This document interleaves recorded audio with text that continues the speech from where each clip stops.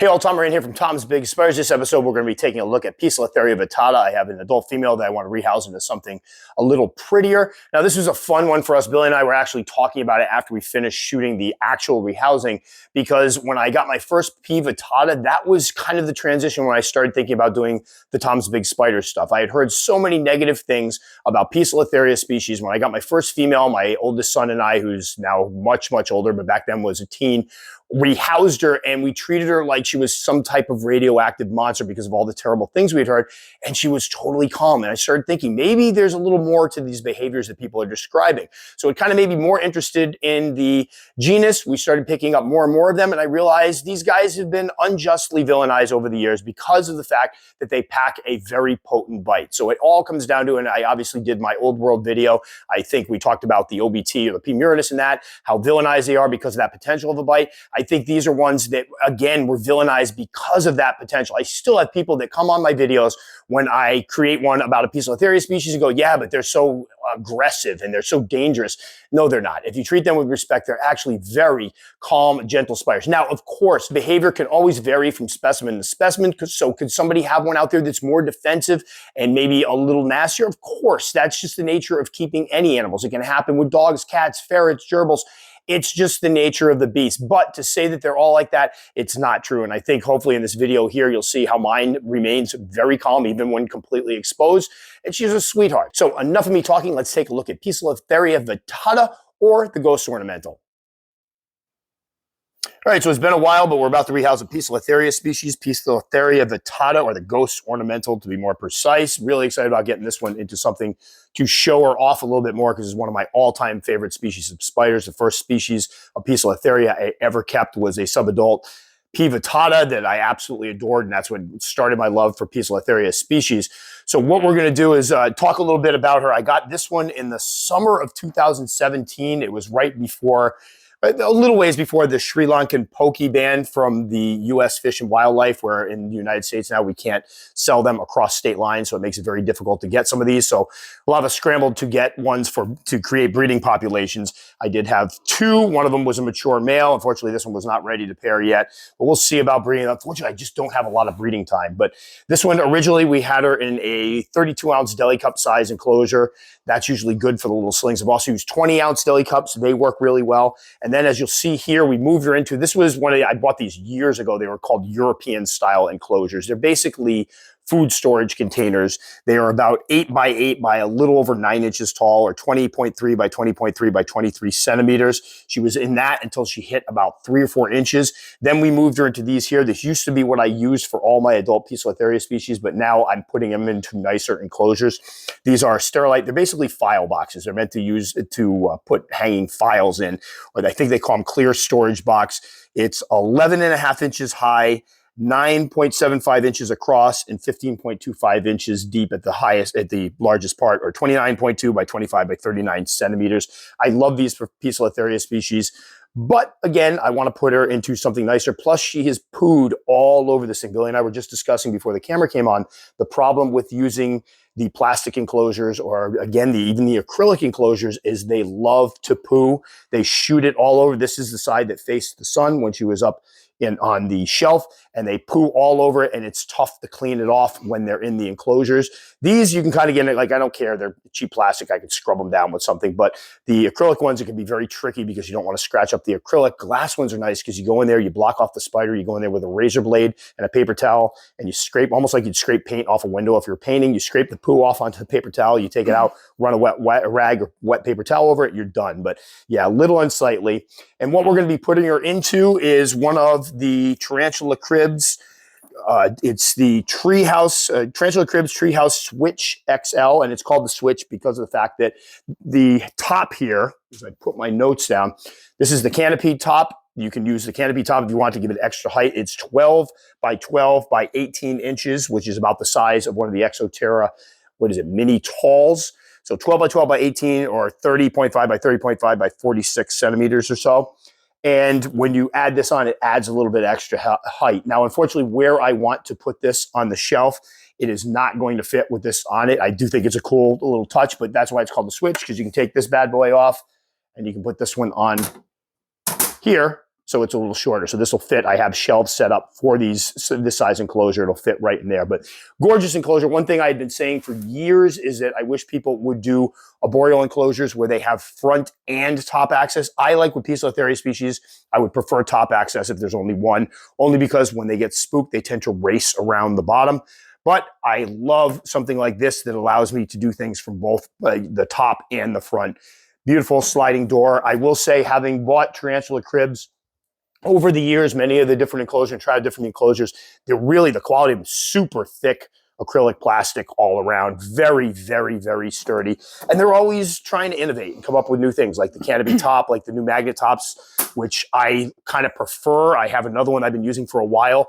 And what'll happen sometimes with acrylic is it can warp. And when you have the ones that slide, that makes it very difficult to slide them in and out. With these, even if this starts to warp a little bit, the magnets hold it down. I have another one where it just warped just a little. It's still holding great. So really like them. And they also have these privacy screens in the background, or these privacy panels, which I think you can get them in all different colors, which is really cool. And what that allows, I think a lot of us in our collections will put up, I usually use cardboard and I tape it to the back of the enclosures if I have them up on a shelf to give them that dark space so they can settle in. And this allows you, if the spider goes back there and webs up, I can just take this thing off here. This is why you don't bite your nails. There we go. I can take this off, peek at it, see what it's doing, put it back on, the spider's secure again, which I think is a really, really cool addition to these. And before we get into, the actual rehousing, everything, again, every time I show one of these off, it's just to show people what's out there and what's available. I'm not telling anybody what to buy, what to spend their money on. I'm not getting anything out of this. I did not buy this. They sent it to me to try it out with no strings attached. They sometimes send things and ask my input on them. Absolutely loved it, and immediately saw this and said, I have to put something in it that I want to show off. So I'm using it, but it's up to you guys what's worth it for you. Obviously, tarantulas, the fun part about keeping tarantulas is you can keep them in. You can get bigger, cheaper plastic boxes that cost you $5, or you can get a bigger enclosure that costs a lot more money. It's totally up to you. So you decide what you want to put your money into. I'm not here to tell you that. I'm here to show off what's out there so you can make informed decisions. But as far as the setup inside, one of these days we'll do one where I actually set it up, but it bores me. The substrate is my own mixture, 40% peat, 40% cocoa fiber with some vermiculite in there. And I'm going to keep it on the moisture side. We have leaf litter, sphagnum moss, what brand is it? Galapagos sphagnum moss, which I get off Amazon. It used to be like $3 a bag. Now it's up to $10, but $3 a bag was a steal. And then I'm using fake plants for this one. I've experimented with using pothos.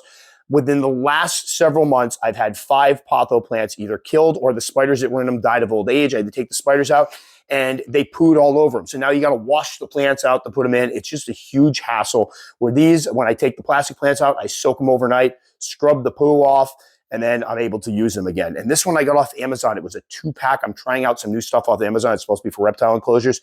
We'll see how it works, but I like the way it kind of fills in back here because hopefully this will give the spider some security as she goes ahead and starts creating her home. We have a piece of cork bark round, and I don't know if you can see it, but what I did is I always shoved some dry sphagnum moss inside. This is New Zealand sphagnum moss, because what will happen is hopefully this will make it a little tighter so she'll feel secure, go down in there, they web up, and they start coming out here. And I did experiment with which way to direct this, and this was the best way it fit in there. I kind of wanted it to be a little more upright so I can see her come out. Sometimes they'll hang out with her legs out, but this kind of works. And we got the little plastic plant over here, a little plant over there. But that's why if anybody asks, I know I will still continue to put some pothos in these, but I'm having a really difficult time. I also put one in with my M. robustum that I cleaned off after another one died of old age. Cleaned it off, put it in the enclosure, set up the M. robustum, and she's burrowing right down, taking all the dirt right out of the roots. It's going to be dead in a month or so. So that's why we haven't been doing as many of the live plants. So they look nice, yes, but once everything starts turning into a poo fest in here, it just looks unsightly. The pothos is all speckled and caked with spider poo. See how many times we can say poo in this video. All right, so what we're going to do is we're going to open this bad boy up, and hopefully, I haven't done a pokey in a while. She's going to be behind that cork bark. Now, what I'm hoping is going to work is sometimes she'll come right out of this little area here. So I'm hoping maybe if I prod her this way, we'll get her up into the catch cup, and then we'll get her, actually, let's get this off. A lot of practice with the pokies. It's been a while. We got a lot to do. I have like 4 arnadas to do. Oh. I have a Tigrina Lacelli, I think. Fasciata something. I got a bunch of them. Let's see. Oh, she's on the cork bark. I don't know if you can get a little shot of her. I absolutely love this. It's a ghost ornamental.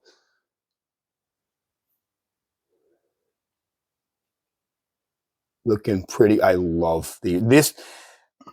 If I had to pick my absolute favorite Poecilotheria species, I'd probably go with the vittata only because it was my first. But it's between the vittata and the regalis. I just love the black, whites, and grays on. You can see her old molt in there. She molted semi-recently. But I also love the subfuscas because they're dark and they have the purples and the ornata. I don't know. I can't pick. All right, so now that I did that, this was stupid because now I can't put this back down. All right. All right, so let's see how we can do this. I'm going to keep the front door shut. I really wish I could lift this up and put it right in, but I don't know if she'll stay on it. She definitely will not. All right. Wish she was faced the other way. Let's do this. Let's get the plant out of the way.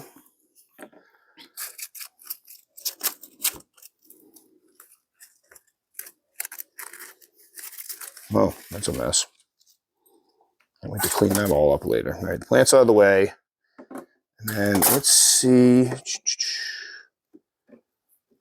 I don't know which way she's going to come out here.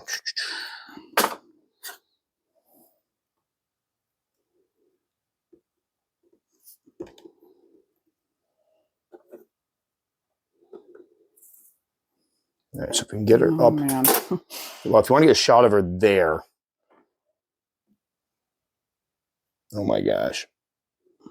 She is absolutely stunning. It's easily one of my favorite. I know everybody likes the P Metallicas. I love all Pokies. I want to make that very, very clear. But there's just something about the ones with the sharp white contrast with the grays and stuff. I mean, you think of my art background, it's all usually black, white, and gray stuff. I have a, oh man. Gorgeous. So at least we got some good. And she's good. So she's probably about 7 inches. So she's probably about full grown now. And now we got to somehow move her into this here. And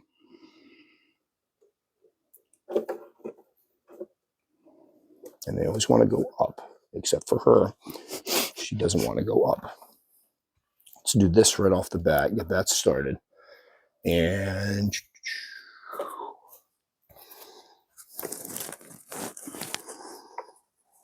easy, girl. Here we go. Oh, my Lord. Oh, there she is, all up in there.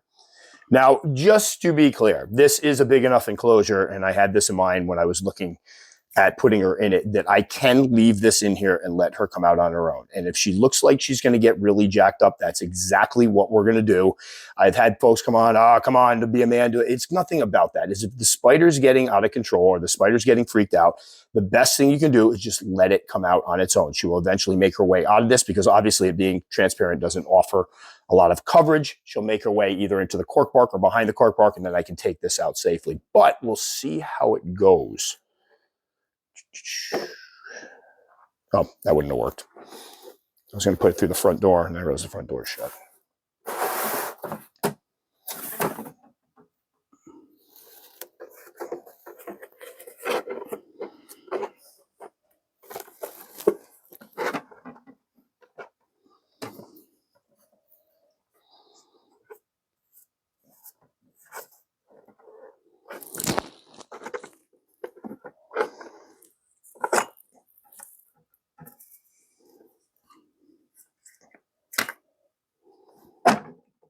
No, I don't want you to go back up that way. The only problem with this, should go right behind it. You can't have that cap though. I'm going to need that back. There she is. Oh my God, I love this enclosure for her. She's so gorgeous. Let's get the top on.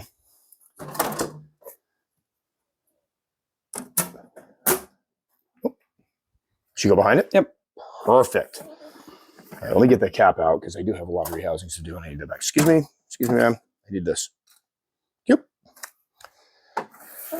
All right. So what this will allow her to do, and I have found with the pokies that what will happen is they'll sometimes come out. I've even seen them out in the daylight. They'll come out and they'll sit right on the cork bark, looking so picturesque. My Regalis, I can't tell you how many times I come up. Regalis is sitting right on a big piece of cork bark, right in the open, looking so picturesque. But this is why you have that panel in the back, because as you can see, she's hiding where it's darker.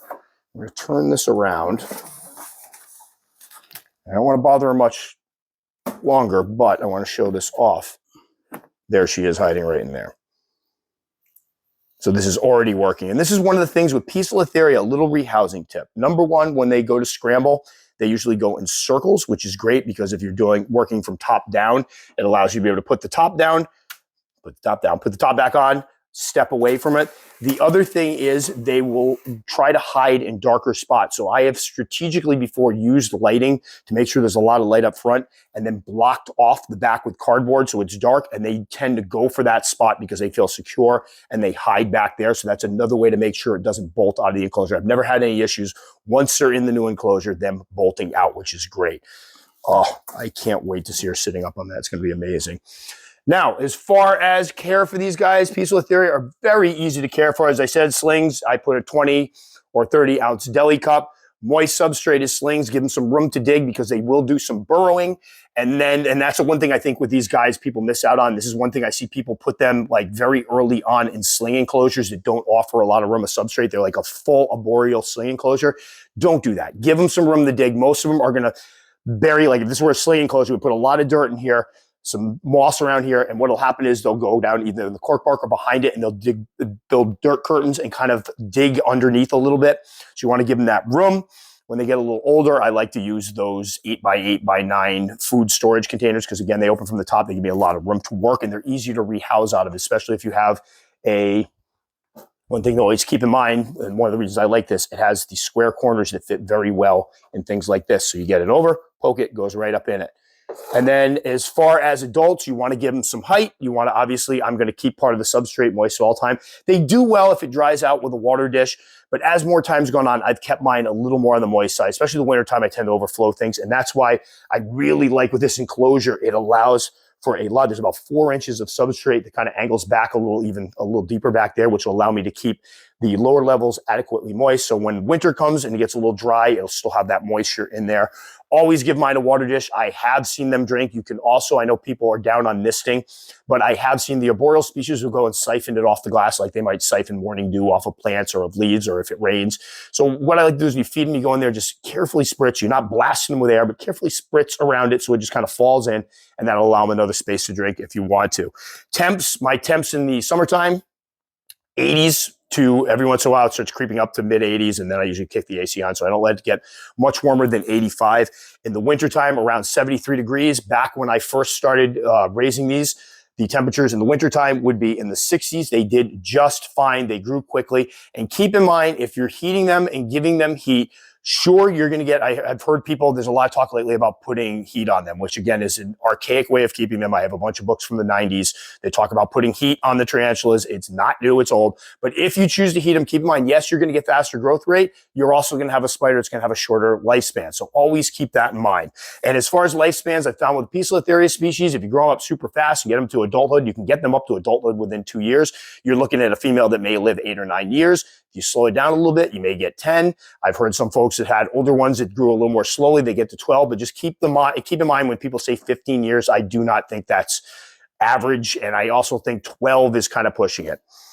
And as far as size, about 7 inches for these guys, or 17.8 centimeters. So they are big spiders, lithe spiders. They're like the Ferraris of tarantula. I don't know. I'm not a car person, whatever.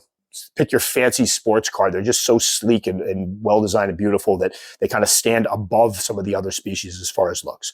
But there we go. Poecilotheria vittata. Haven't done one. It's just kind of fun because a lot of our older ones were Poecilotheria species. And I think one of the earlier care guides I did on YouTube was actually my old Poecilotheria metallica female that obviously has since passed away, but really excited to have her in this enclosure. She's going on a shelf it does have LED lights across the top and I usually put it on during the day, so it allows them to kind of have that light cycle. Also, obviously, we have a daylight cycle in the room because I have skylights to kind of light the room with natural sunlight, but I'm hoping we'll get some pictures of her out and about.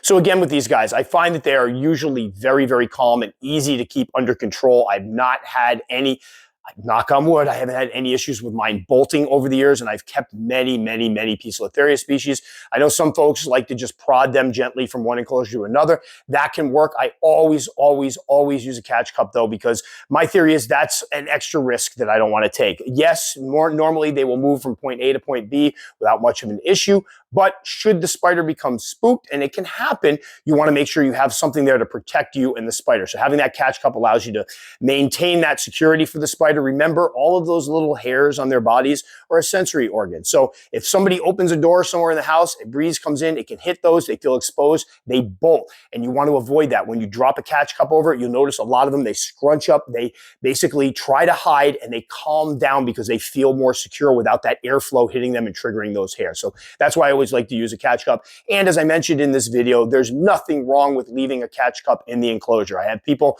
come on sometimes or tell me that they've done that, and people have said that's cheating. It's not cheating. It's being smart. Remember, we're working smarter, not harder. You put the catch cup in the new enclosure, you let it come out on its own, you take it out, you're less stressed, spider's less stressed, everybody wins. But again, I'm hoping to get some shots of this one sitting out and about. I actually stuck her over. She's on a shelf over here with some of my other arboreals. And for a moment, she was right on that cork bark. And I went in with the camera and she scuttled behind it. So we're going to let her settle in.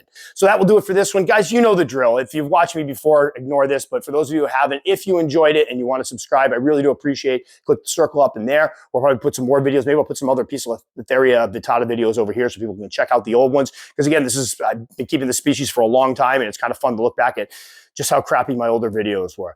You take the time to comment, I'll respond. Just know it can take a while. Guys, stay safe. Catch you all next time.